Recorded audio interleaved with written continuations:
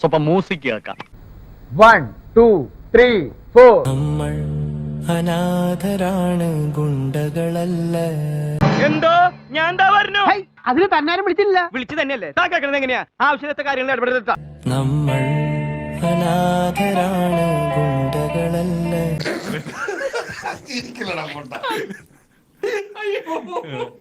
എന്തിനാടാ കൊന്നിട്ട്, എന്തിനാടാ കൊന്നിട്ട്, എന്തിനാടാ കൊന്നിട്ട്? ഇയാളുടെ മകളും നമ്മളെ പോലെ തന്തയില്ലാതെ ജീവിക്കാനാണോ? ഒരൊലക്ക കിട്ടുവോ? ഒലക്കയോ? സന്തോഷായല്ലോ. പിന്നെ ചേച്ചി പോട്ടെ. നമ്മൾ അനാഥരാണ്, ഗുണ്ടകളല്ല.